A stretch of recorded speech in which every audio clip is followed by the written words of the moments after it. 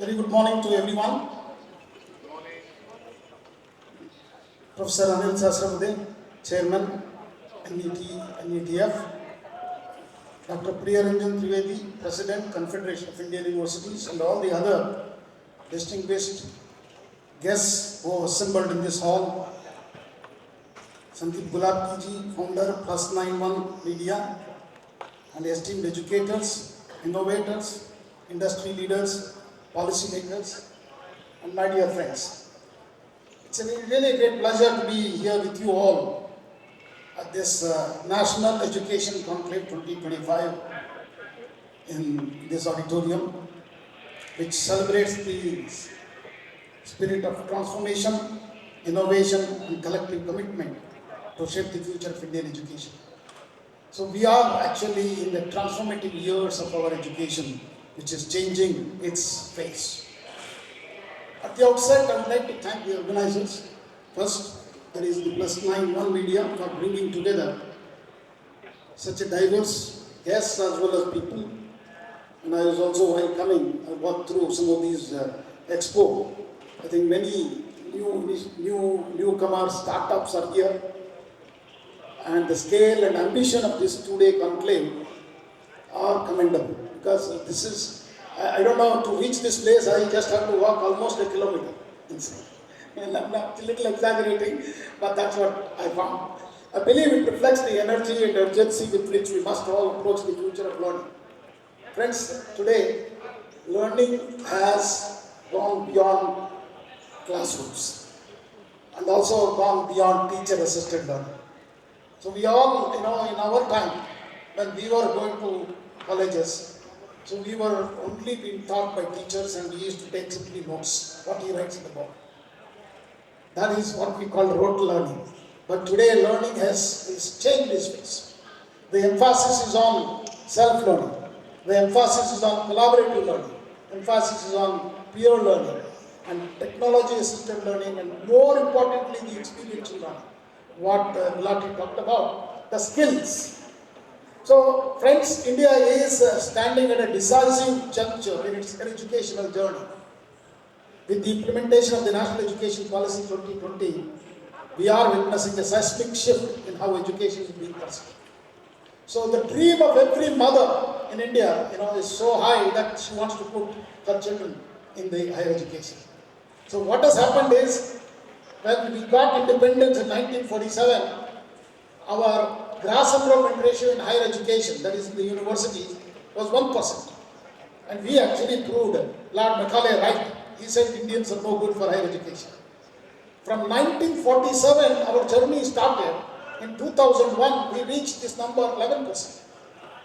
11% of the outgoing class 12 students were entering the university. You remember that number? GER is very clearly, explicitly says that. So, from 2001 to 2025, we grew to 29%. That means we grew 18% in 25 years, next 25 years. First 53 years, we only grew 10%. Next 25 years, we grew 18%. So, what is our dream? As per National Education Policy 2020, by 2035, we want to grow to 50%. That means 21%. We want to add by next 10 years. So which we have not done earlier, but we are going to do that. So we are all confident that we will achieve the GER of 50, maybe much earlier than 2035. Thanks to technology, thanks to skill centers, thanks to experiential learning, and also the flexibility what NEP has given us. NEP is such a phenomenal document. We just celebrated the 5th year celebration at the Bharata Mandapam on 29th of July. So a lot of best practices were shown to us, and it is mind-boggling. So how many students are going to come in 10 years? Another 4.5 crore children are going to come to higher education. Right now we are having about 4.4 crore children in higher education, but there are going to be 9 crores in 10 years. So think about how many universities you require, how many colleges you require, how many experiential centers you require, how many skill centers are required. Because this is where I said this is the decisive juncture in our educational journey of our nation, Bharat. The policy of NEP 2020, what we talked about, is not merely a reform document. It is only 64 pages. I think many of you have read it. It is a visionary roadmap toward making India a global knowledge superpower. We are transitioning from a system that once focused heavily on rote learning and degrees to one that emphasizes skills, flexibility, and lifelong learning. This is another mantra of NEP 2020, that is lifelong learning. So, many of our friends are sitting here who are in the artificial intelligence and such, because IBM is there, many of them are there. So, what artificial intelligence is doing is, it is disrupting the entire education system. So we need to relook at it. So he was also telling gurus, we need to actually reinvent our gurus, because the problem is more with the older generation like me. We are not ready to adopt the new technologies. So the teachers need to be upgraded, upskilled more than our students, because students are, young ones are Gen Z. They are very familiar with technology. They are not scared of technology. They can use very easily and adapt themselves to these newer technologies. But the problem is with the teachers and like senior people like us. So we need to, so this narrative of education from the youngest to the oldest, that's what the scale makes mind-boggling. So it is not just the education for college-going students, school-going students. So we need to educate everyone. That means 140 crore plus people have to be educated and skilled, upskilled, reskilled, and we have to also make them unlearn, learn. So this narrative of education in India is undergoing a monumental transformation. Very recently, I had the opportunity to appear on Sons of TV, where I interact with the youth of our nation, very young people. 25 students were sitting, asking very bold and concrete questions to us. See, in our time, I was very hesitatingly to stand up and ask a question. Okay, even if I made so much courage, something, I stand up and raise my hand. Teacher is to tell me, "Beto, baad mein dekhenge aapka question." So, but that culture is changing. So the inquiry in every student's mind is very important. So young minds are full of questions. And that is our culture, ladies and gentlemen. You might have seen Arjuna asked in the warfield also Krishna a question. So we are filled with questions. Indians are actually very good at asking questions. So aspirations and restlessness is coming into the young generation. As I answered these queries, one particular realization struck to me in the Sons of TV interview. Deeply, the younger generation today is in a relentless race for jobs, for income, for immediate success. Because you can talk to them. Everyone, it is not like in our time. See, we never even heard about what is called placement. We never heard about startup. We never heard about the term called hackathon. Okay, Sasamudi will actually, Professor Sasamudi will tell you, he started in 2017, a huge hackathon, which is a big success story. 2025 hackathon, Smart India hackathon will host 500,000 students, which is one of the largest open innovation hackathon in the world, done by a government, that is AICTE. So somewhere along the way, the young ones are also missing the essence of education itself. So that's our responsibility as leaders of educators. There exists a vast and troubling gap between how our education system is envisioned and how our youth is perceiving it. The perception that education is merely a means to secure a job and earn a livelihood is both limiting and counterproductive. So friends, I appeal to every one of you who are here, more than just for a job education, we need to give them for the life. What one should do. So we must collectively challenge and change this mindset. So education is not a transaction for employment, it is a lifelong journey of knowledge, discovery and contribution. It is the foundation upon which the society builds its thinkers, researchers, innovators, entrepreneurs, and responsible citizens. I will also request actually Professor Sitharam to elaborate on the Bharatiya Bhasha Pustak scheme.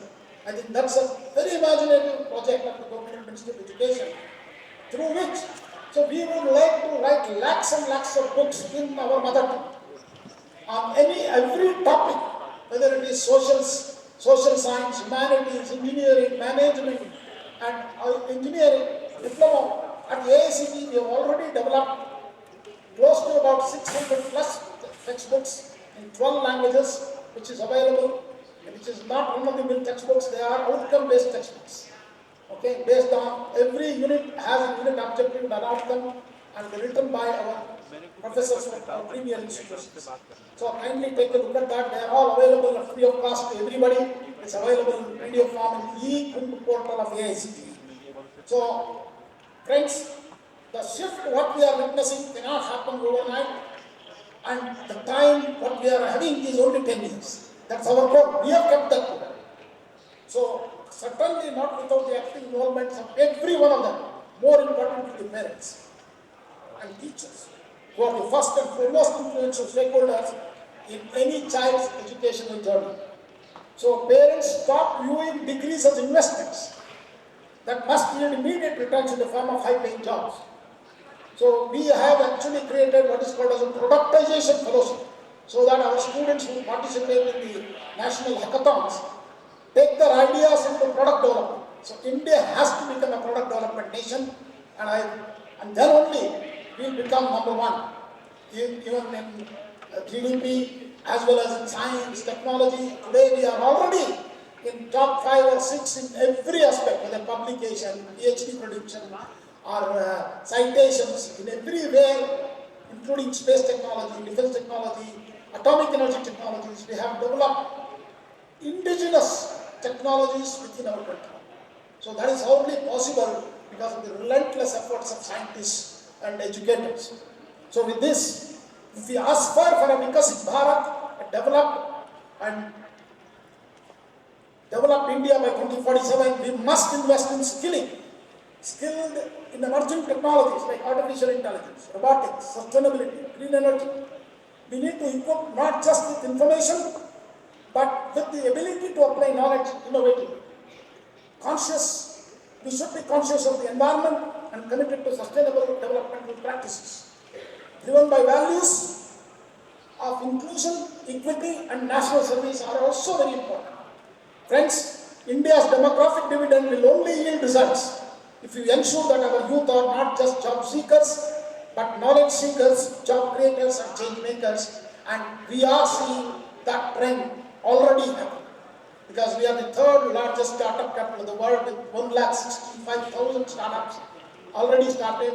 We hope that this year and next year will be, that is going in an exponential rise. So these are all possible because of India. I will owe it to only national education policy. Why? Because this is a very revolutionary policy which has given a lot of freedom and emphasis on hands-on learning.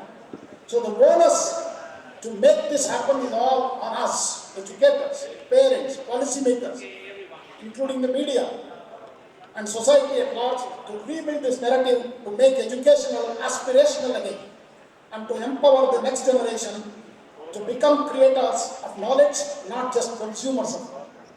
Let us raise the generation that understands education is not the end goal, it is the means to transform society.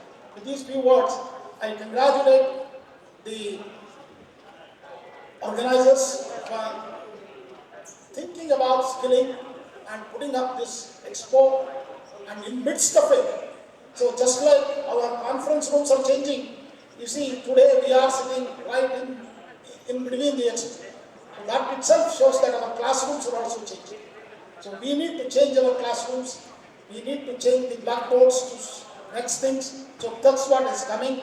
So I wish you all the very best in the coming 2 days, that is today and tomorrow. I wish the program a great success. Thank you very much. Namaskar. Jai Hind. Jai Bharat.